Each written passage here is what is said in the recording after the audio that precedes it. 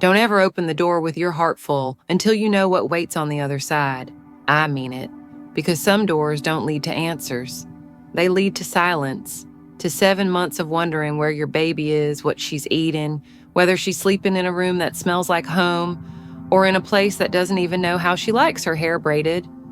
But before I tell you what happened to Melanie Ford, let me ask you something, sugar. How are your people doing? Your sister's knees still acting up? Your grandson passed his driver's test yet? I hope the garden's coming in strong this year, and you've had time to sit with your coffee in the quiet before the day gets loud. Because the story I'm about to tell, it's the kind that reaches deep into your chest and doesn't let go. Melanie was like a lot of us, worked too much, slept too little, loved her daughter more than air. She lived in a quiet duplex in Charlotte, North Carolina, nothing fancy, but it was clean, warm, and safe. Her daughter Autumn was 6, smart, curious, always asking questions too big for her tiny frame. Melanie worked nights at the hospital as a patient care tech. She didn't have much, but she made sure Autumn had everything: clean uniforms, frozen waffles, a pink notebook full of unicorn stickers. Then one Tuesday morning in April came the knock. Not loud, just official. She opened the door to 2 people she'd never seen before, woman in a navy coat, man with a clipboard. Ms. Ford, we're with the Department of Social Services. We received a report. Melanie blinked. A report? Someone in the building said your daughter's been left alone overnight. It was a lie.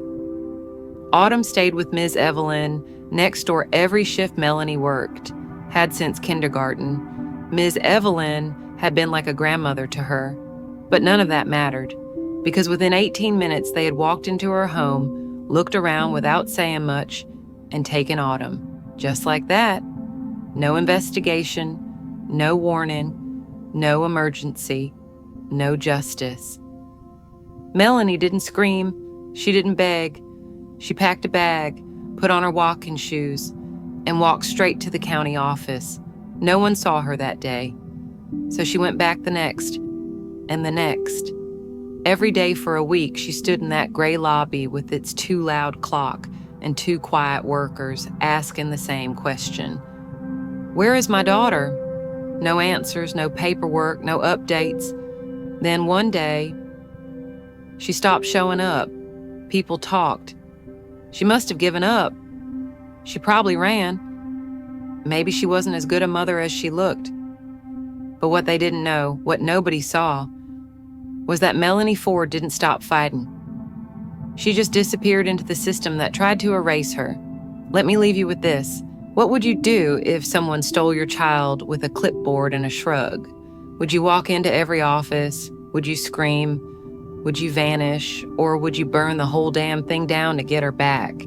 Melanie didn't sleep much after Autumn was taken. She couldn't.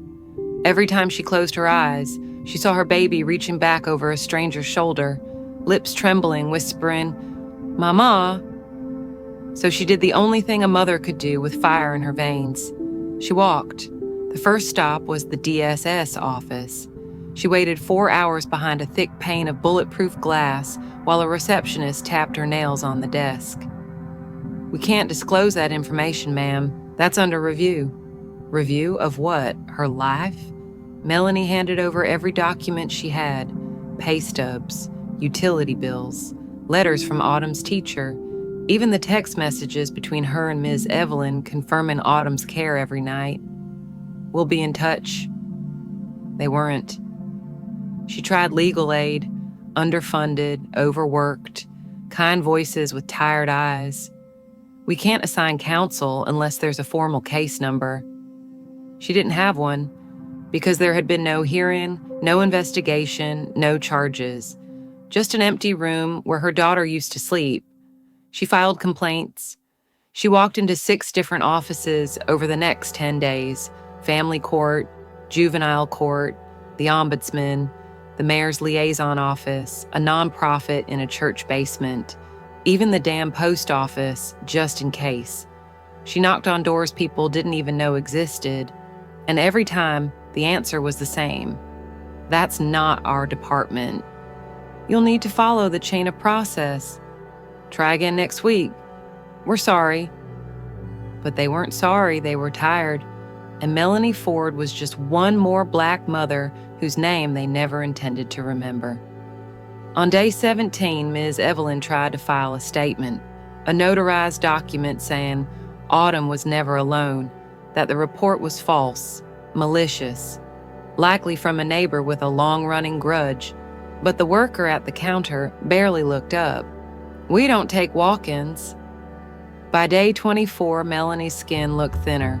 Her smile had vanished, but her eyes, those were something else now, steel wrapped in grief.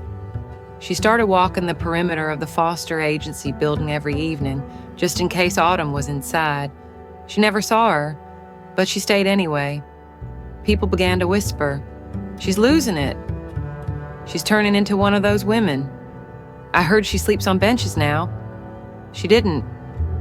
She just walked so much that going home felt dishonest, because what was home without Autumn? Just a box with photos on the wall and nobody to kiss goodnight. And then one day, on a humid afternoon in June, Melanie disappeared. No phone calls, no notes, no footprints.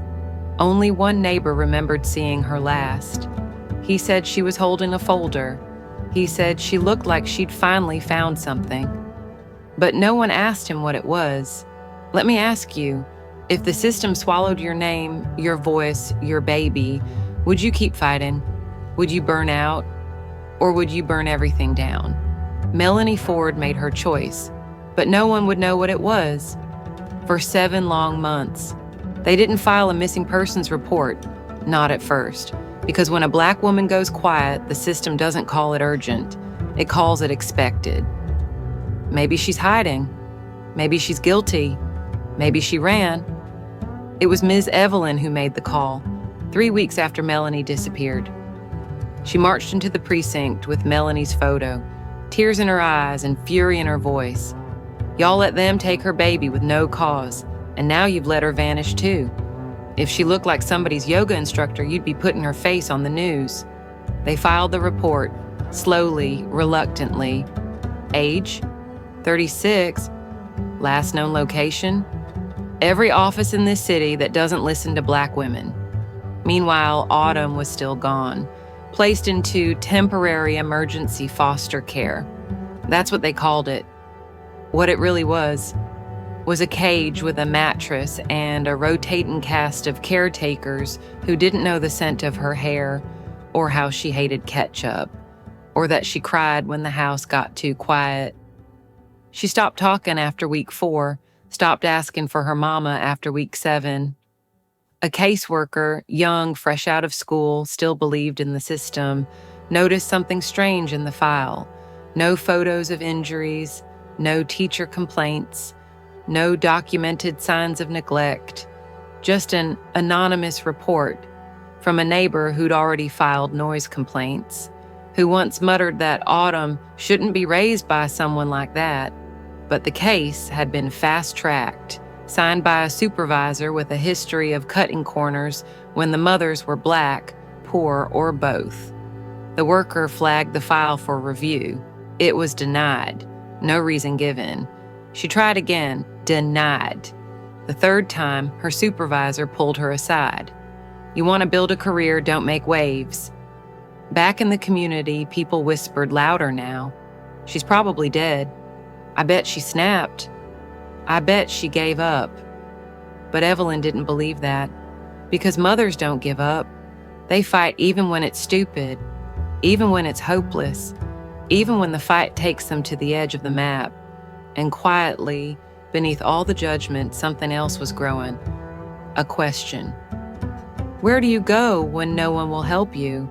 Where do you scream when no one is listening? Where do you put your rage when the very building that took your child says, "Come back tomorrow," and tomorrow never comes? Then, on day 174, something happened. A new employee at the family court building was cleaning out an old desk. In the back of a drawer, under a stack of outdated forms, she found it, a folder, unmarked, tattered. Inside, a handwritten letter, a list of names, photocopies of every office Melanie visited, dated, logged, notes in the margins, ignored, dismissed, spoke to no one.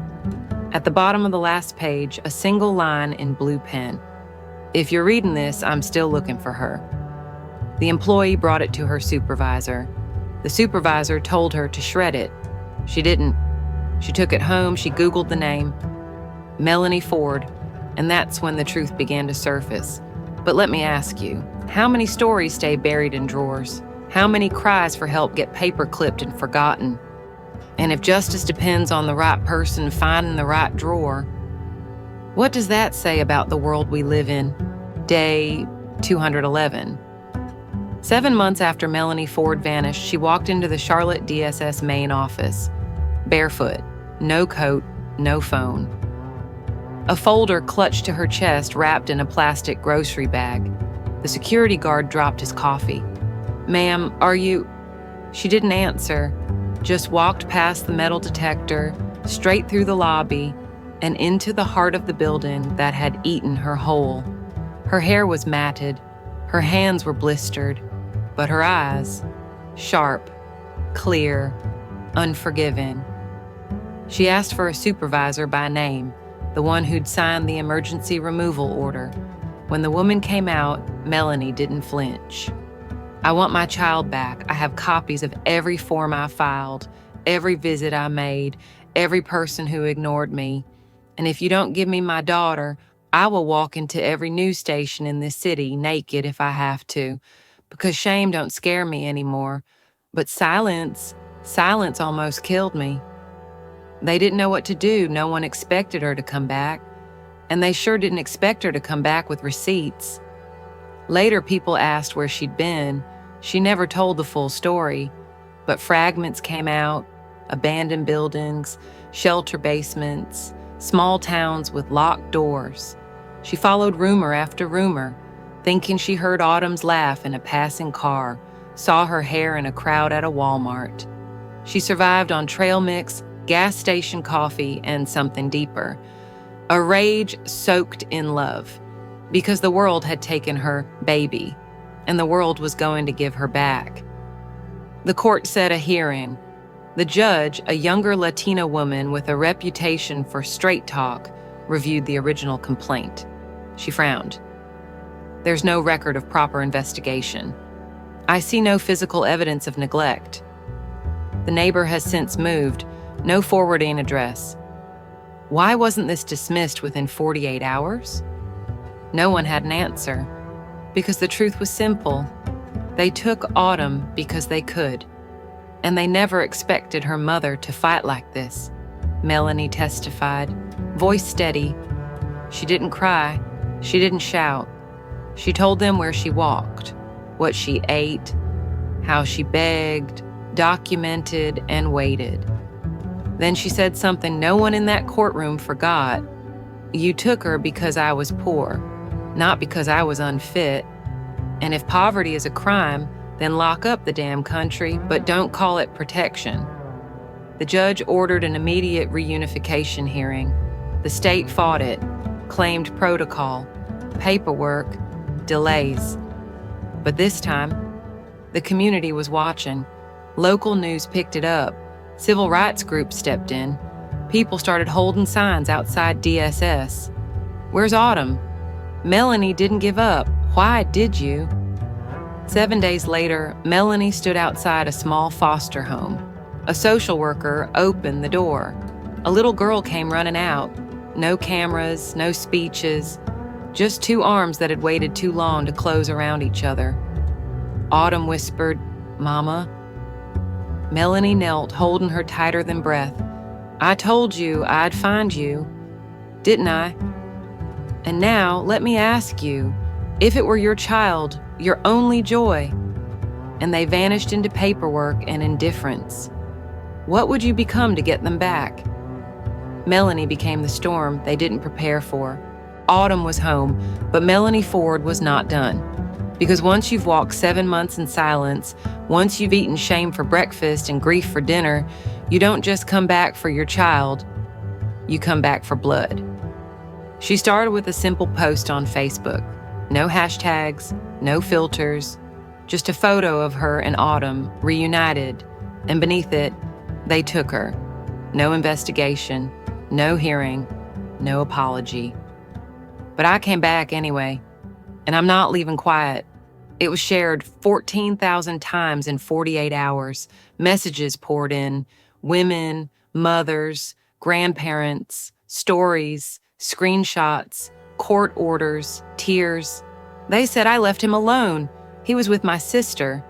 I missed a court date because they mailed it to the wrong address. They never told me where she was. The stories were a chorus of the same sin, a system designed to protect, deciding who was worth protecting and who wasn't. Melanie turned her kitchen table into a war room. Folders, emails, testimonies printed out and highlighted. She used a whiteboard to track which counties had the highest removal rates. And surprise, they were the blackest, poorest neighborhoods every time. She called lawyers, community organizers, journalists, and then she did something most survivors don't get to do. She called a press conference. It was held on the courthouse steps. Cold day, wind sharp, but Melanie wore red. She stood behind a mic and said, "I got lucky. Lucky someone found my folder.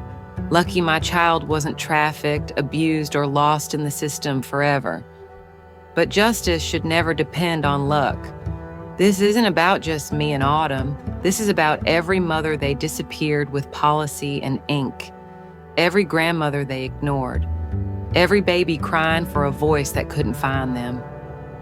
The story went national. Daytime talk shows, evening news, podcast interviews. People called her resilient, strong, unbreakable. But Melanie wasn't interested in compliments. She wanted change. She demanded mandatory oversight of emergency removals, public records on DSS investigations, real consequences for false reporting. The system tried to offer her a partnership role, PR-friendly, symbolic. She declined. "I didn't survive to be your poster girl. I came back to break the door down." And just when the city thought it might quiet down, she announced the launch of the Autumn Project, a coalition to help parents navigate reunification, legal aid, child care support, policy reform, a hotline staffed by survivors like her. People kept asking, "Why keep pushing? You got your daughter back." But Melanie only ever had one answer. Because somebody's baby is still out there, and her mama's probably out walking with no shoes, no map, and nobody listening.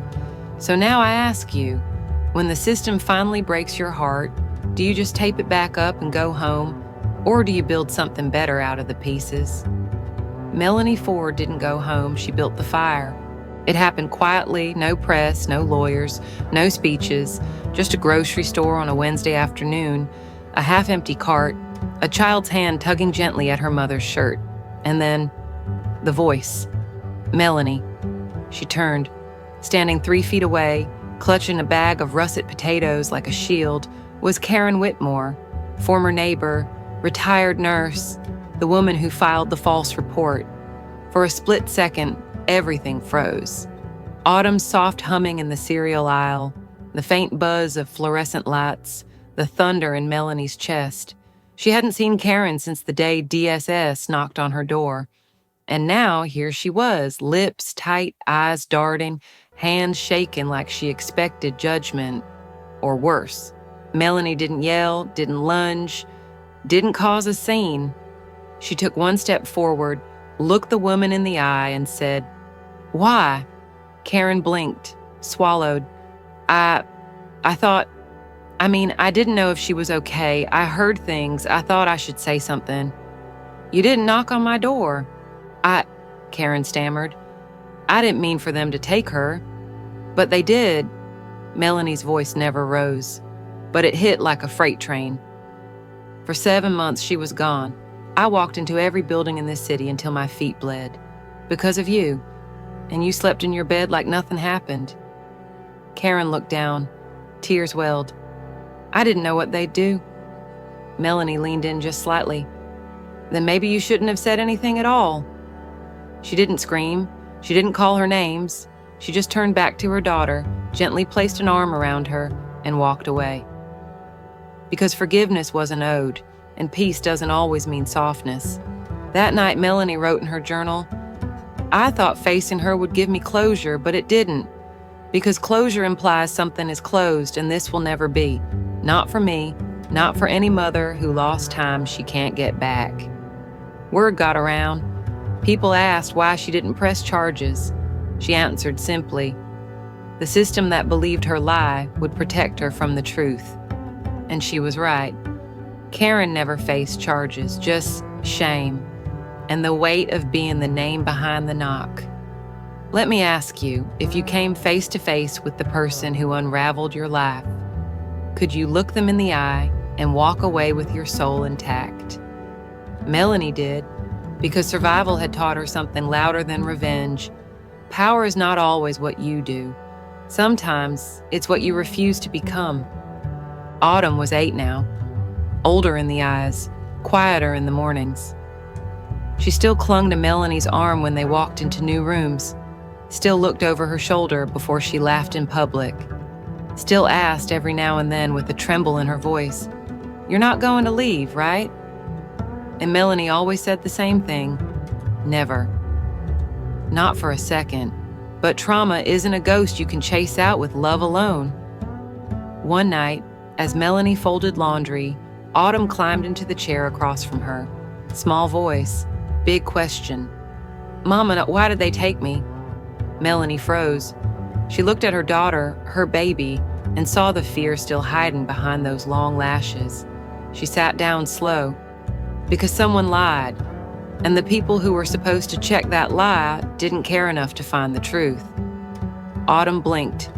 Did I do something wrong? And there it was, the knife. Melanie dropped the towel, reached for her. "No, baby, you didn't do a single thing wrong. This happened because grown-ups didn't do their job, because they think being poor means being a problem, because they didn't see our love. They only saw what they wanted to." Autumn didn't cry. She just leaned her head on her mama's lap and whispered, "I knew you'd come." And Melanie, for the first time in weeks, let the tears fall, not out of weakness, but because the worst part of fighting for your child is realizing they were fighting in their own way too, quietly, alone, without the words to say it. The next day, Melanie called a therapist. Black woman, specializes in childhood trauma, sliding scale. They started sessions, together at first, then separately. They drew pictures, played games, talked about monsters that don't live under beds, but wear suits and carry clipboards.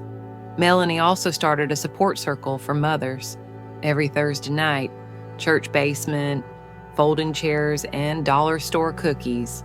No fancy titles, no degrees, just women saying, "This happened to me too. I thought I was the only one. You're not crazy. You're not alone." One mother said her daughter still flinches when someone knocks on the door. Another said she keeps all her court papers in a pillowcase under the bed. Melanie listened. Then she stood and said, "They told us we weren't good enough, but we're still here.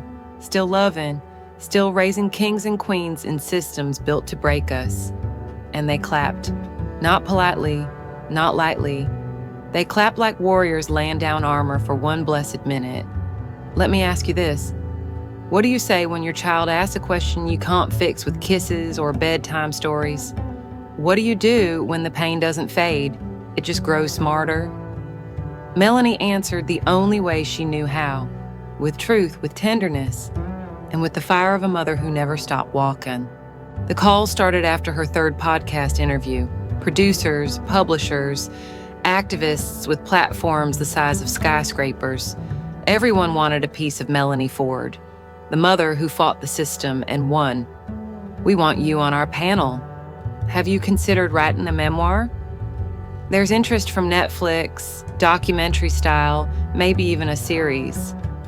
One woman said, "You're a brand now." Melanie nearly hung up.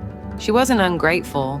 She knew the story mattered, but something about it felt wrong.